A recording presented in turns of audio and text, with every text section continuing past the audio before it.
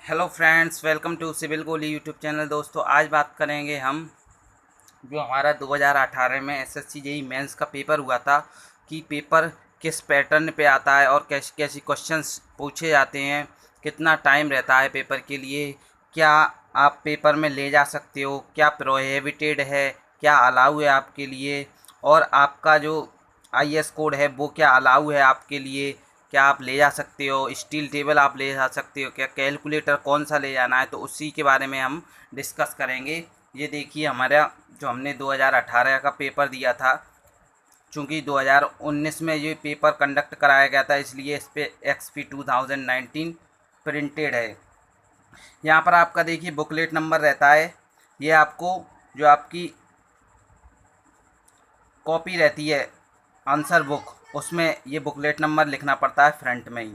इसमें बात करें, टाइम अलाउड 2 आवर्स रहता है और मैक्सिमम मार्क्स रहते हैं 300। इसमें ध्यान देने की क्या बात है, अटेंशन।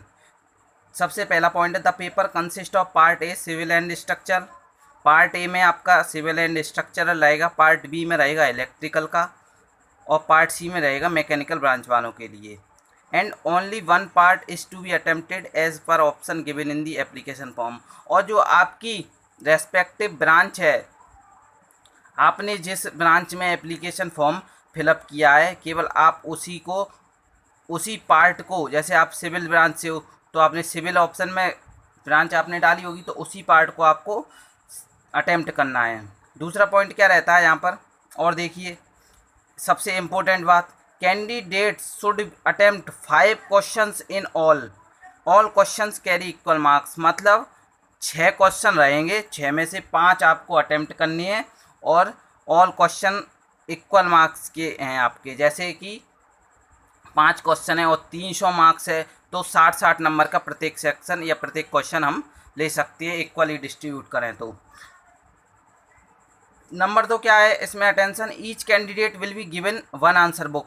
केवल ध्यान रखना, एक ही आपको आंसर बुक मिलेगी। आप सोचें कि हम बी कॉपी ले लें या सप्लीमेंट्री ले लें तो वो आपको अलाउ नहीं होगी, ठीक।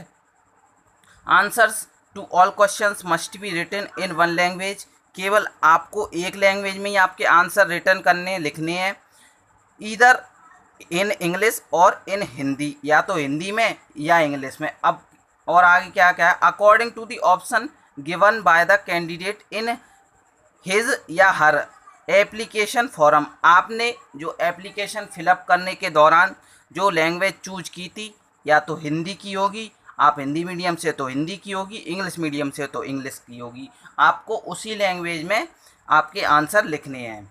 Candidates are not allowed to write the answer partially in English and partially in Hindi. ये ध्यान रखना, आप ऐसा नहीं है कि पहला क्वेश्चन आपने इंग्लिश में अटेम्प्ट किया, दूसरा हिंदी में अटेम्प्ट कर रहे हो, तो ऐसे एग्जामिनर देख के ही क्वेश्चन काट देगा। मार्क मतलब उसको आंसर ही आपका भला ही सही हो, आपने लेकिन पहला क्वेश्चन इंग्लिश का किया हुआ है और दूसरा हिंदी का दिख गया, तो और आपकी है इंग्लिश मीडियम, तो हिंदी वाले को तो वो देख के काट देगा, भले ही वो आपका आंसर सही हो। ठीक है दोस्तों, तो आपको ऐसी गलती नहीं करनी है मेंस एग्जाम में अपनी में। चौथा पॉइंट क्या रहता है, candidates must write their roll number लिखेंगे आंसर बुक पर।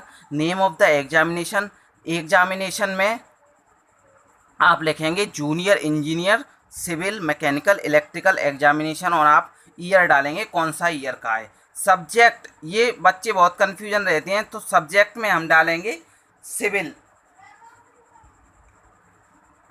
हम सब्जेक्ट में डालेंगे। At the prescribed place on the cover page of the answer book correctly. ठीक है, आंसर बुक में ये ऑप्शन रहते हैं आपके, नेम ऑफ द एग्जामिनेशन बनना पड़ता है आपको, सब्जेक्ट बनना पड़ता है और आपका रोल नंबर मेंशन करना पड़ता है। Candidates must also put there signature करेंगे। ये ध्यान रखना, सिग्नेचर करना बहुत ही नेसेसरी है। अगर आपने ये गलती की तो आपकी जो कॉपी है वो मतलब चेक नहीं होगी। एंड लेफ्ट हैंड थंब, और आपको लेफ्ट हैंड थंब इम्प्रेशन लगाना है आपकी आंसर बुक पे on the cover page at the prescribed place. और प्रेस्क्राइब्ड प्लेस जो आपको दे रखा है, जैसे आपका यहाँ नेम ऑफ एग्जामिनेशन सब्जेक्ट, तो आपको एक जगह दे रखा होगा आपके सिग्नेचर के लिए कॉलम और थंब इम्प्रेशन के लिए कॉलम।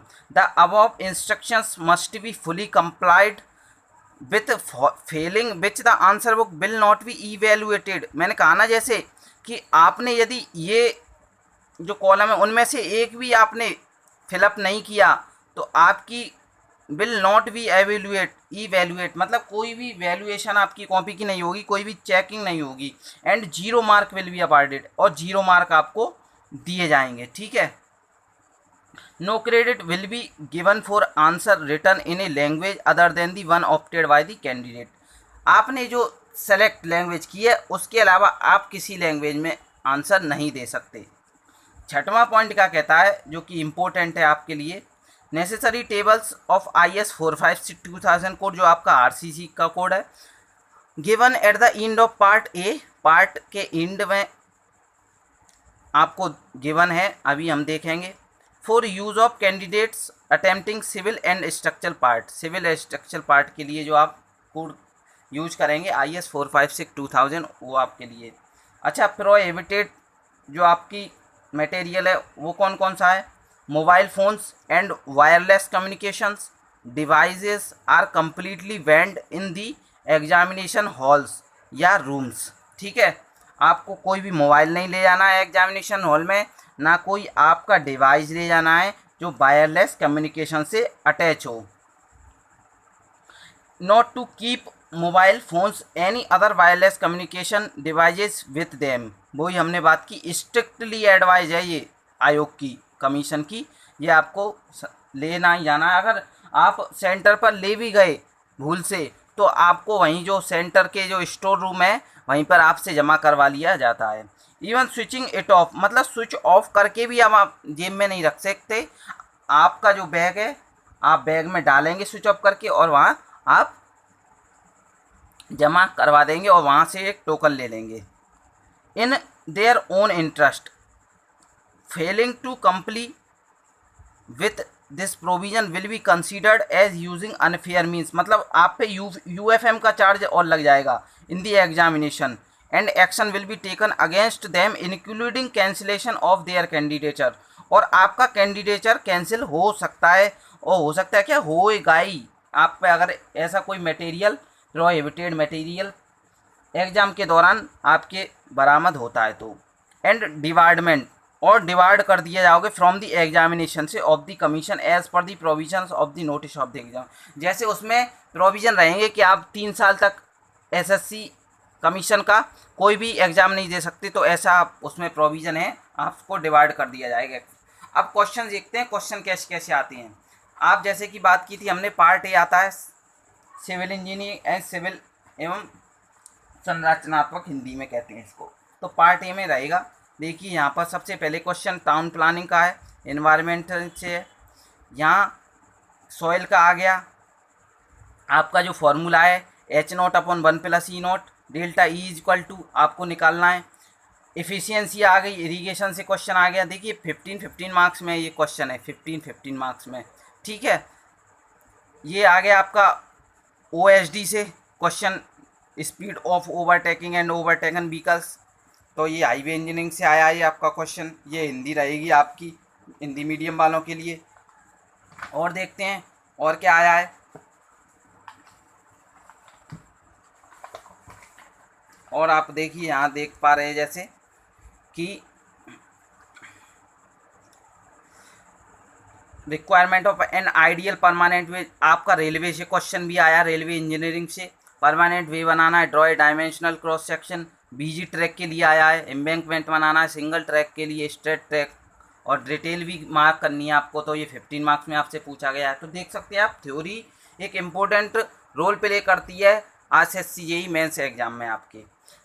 अब देखिए यहाँ पर ये 4 बियरिंग आपको दी हुई है, बैक बियरिंग है, और ये लाइन आपसे पूछा क्या है, ये क्लोज कंपास ट्रावर्स है। अब देखिए इंटीरियर एंगल आपको फाइंड करने हैं और करेक्ट करना है उनको, और एरर भी निकालनी है। और CD की मान सकते हैं हम कि उसकी जो बियरिंग है वो करेक्ट है, मतलब उसमें कोई भी लोकल अट्रैक्शन नहीं है, मतलब इनमें CD की जो 4 बियरिंग और बैक बियरिंग में डिफरेंस 180 डिग्री होता है तो हम कहते हैं कि ये लोकल अट्रैक्शन से फ्री है। Adjust the bearing of remaining sides, और आपको इंटीरियर और उन्हें एंगल निकाल कर करेक्ट करना है। देखिए यहाँ क्या आया है, सिलेक्शन ऑफ डैम साइट, आपको डैम साइट बनाना होती है तो ये आपका इरिगेशन से क्वेश्चन आया है, आप जैसे पॉलीटेक्निक डिप्लोमा पढ़ते हैं पब्लिक हेल्थ इंजीनियरिंग से। अब देखिए यहाँ रिजाइम चैनल आ गया। अब एक और इरिगेशन से आया है, ये सिल्ट फैक्टर मतलब लेसी के न्यूमेरिकल आए हैं। लेसी और कैनेडी थ्योरी बहुत ही इंपॉर्टेंट है दोस्तों आपके एसएससी जेईई मेंस एग्जाम के लिए। ठीक, ये आपका हिंदी में दे रखा है। फिर यहाँ पर दूसरा क्वेश्चन हो गया कंप्लीट। अब देखेंगे हम तीसरा क्वेश्चन क्या आया है, डायरेक्ट शियर टेस्ट करना है आपको। ये क्वेश्चन आया है सॉइल मैकेनिक्स से, with the help of NEET diagram and mention it's diamond advantages. ठीक है, अब ये आपका आ गया आरसीसी से, आपको करना है simply supported slab design. Room का साइज दिया है आपको, यूज M15 करवा रहा है। इम्पोज लोड आपको दे रखा है, super impose load 5 kilo Newton पर मीटर स्क्वायर, FE415 ग्रेड दे रखा है। ये आपको दे रखी है टाउसी और 100 AS अपॉन BD की वैल्यू। तो आप यहाँ से लिमिट स्टेट मेथड पूछा है तो वर्किंग स्टेट पूछ ले या लिमिट स्टेट, जो पूछता है उसी में आपको डिजाइन करना है। तो ये आपका देखिए 25 नंबर का आया है। 25 नंबर दोस्तों समझ सकते हो आप कितना। और देखिए डायरेक्ट शियर टेस्ट मात्र थ्योरी का क्वेश्चन केवल 20 मार्क्स में पूछा गया दोस्तों। देखिए तो मैं कहता रहा हूँ थ्योरी आपने कर ली, क्योंकि 2019 में थ्योरी ही आई है। और 2019 में बात करें हम तो हमें ये पेपर 2018 में मिला है। 2019 में क्या है, आंसर बुक कम पेपर, मतलब आंसर बुक के ही साथ में क्वेश्चन थे। जैसे यहाँ क्वेश्चन दे रखा है हमें सिंपली सपोर्टेड स्लैब डिजाइन करना है, तो उसके नीचे आपको स्पेस दिया रहेगा, उसमें आपको आंसर या आपकी जो भी न्यूमेरिकल है उसको करना है। इस बार का पेपर नहीं मिला है, ये 2018 का हम डिस्कस कर रहे हैं। Design rectangular beam to resist a bending movement of working load equal to 45 kilo newton metre using M15 and mild steel. यहाँ बीम आपसे डिजाइन करवा लिए, ये भी आरसीसी से। तो आरसीसी से आप देख सकते हैं 25 और 15, 40 नंबर का तो आरसीसी से ही पूछ लिया गया आपका। चलिए बात करते हैं और चौथा क्वेश्चन पे आते हैं हम। चौथे क्वेश्चन पे आते हैं, वर्केबिलिटी बिल्डिंग मटेरियल से पूछ लिया गया question, workability of concrete. Slump test हमने बात की है, हमारे वीडियो डले हुए हैं, हमने वीडियो भी बनाए स्लम टेस्ट पे एसएससी जेईई मेंस के लिए। कॉम्पैक्टिंग फैक्टर टेस्ट बहुत ही इजी लैंग्वेज में हमने समझाया है इसको, फैक्टर अफेक्टिंग वर्केबिलिटी, और ये भी बताया है हमने। तो देख सकते हैं 20 नंबर का थ्योरी का क्वेश्चन यहाँ भी आया है, और वो भी बिल्डिंग मटेरियल से। ट्रेपेजोइडल चैनल आया है, ये बॉटम विड्थ दिया है, ये आपका आया है। बात करें तो मैनिंग रफनेस कोफिशिएंट यानी फ्लूइड मैकेनिक्स से आपका ये क्वेश्चन आया हुआ है, तो 15 नंबर में आपसे पूछा गया है। ठीक है दोस्तों, 15 नंबर में दे आप देख सकते हैं। ये भी फ्लूइड मैकेनिक्स से आया, पेल्टन व्हील का, ये भी देखिए 15 नंबर से आया है। और इसमें कुछ नहीं करना है, आपसे क्या पूछा है, आपसे पूछा है hydraulic efficiency of the turbine, power given by water to the runner and the hydraulic efficiency आपसे पूछ लिया गया है यहाँ। ठीक है दोस्तों, अब ये पूछा है आपसे characteristic of good quality timber. अरे यार इतना सिंपल क्वेश्चन थ्योरी का, वो भी 10 नंबर में। आप 10 पॉइंट लिखते हो तो आपको 8 नंबर तो कहीं नहीं गए। ठीक है, थ्योरी में क्योंकि कम देते हैं एग्जामिनर, आपको पता है, जैसे आप एग्जाम में कॉलेज एकेडमिक्स में भी लिखते होंगे। अब देखिए यहाँ आया रिटेनिंग वॉल से, ये क्वेश्चन आ गया रिटेनिंग वॉल से। आपको pressure distribution diagram, location of resultant force बतानी है, तो ये क्वेश्चन आया है आपका देखिए 20 मार्क्स में। ठीक है दोस्तों, यहाँ आपको दे रखा है, ये ग्राउंड वाटर टेबल है, यहाँ से नीचे ग्राउंड वाटर टेबल है, और यहाँ से देख सकते हो आप इरिगेशन से क्वेश्चन आया है। अब ये सॉइल मैकेनिक्स क्या आया गया, fineness the weight of soil retained, तो हम ये क्वेश्चन हमको डिस्कस कराएंगे क्योंकि ये हर बार आता है। ये ग्रेन साइज डिस्ट्रीब्यूशन देखिए, plot the grain size distribution. अब क्या क्या फाइंड करवा रहा है ये, percentage of gravel, coarse sand, medium sand, fine sand, silt clay, fraction in the soil, affective size जो आपका D10 D60 रहता है। ठीक है दोस्तों, यूनिफॉर्म कोफिशिएंट मतलब CU की वैल्यू आपसे फाइंड करवाना है, CC की वैल्यू आपसे फाइंड करवा रहा है। ठीक है, अच्छा ये आया है आपसे इरिगेशन से आया है, ये बेल का आया, देखिए ट्रांसमिसिबिलिटी पूछ लिया है आपसे, draw down in the manual पूछ लिया है, ये देखिए 15 मार्क्स में आया, ग्रीन साइज का आया, 25 मार्क्स में आपसे पूछ लिया गया है। और दोस्तों अब लास्ट में बात करेंगे, ये आपका हिंदी मीडियम में दिया हुआ है। ये लास्ट क्वेश्चन है, 6वां क्वेश्चन, वेल्डेड क्वेश्चन। ये स्टील से आया। देखिए ये क्या पूछ रहा है, design the flat weld. Flat weld आपको डिजाइन करनी है ऑन टू साइड में, ये आपको दे रखा है केवल। ये shear force and bending movement diagram आ गया आपका। ये देखिए डेप्रीशिएशन आ गया।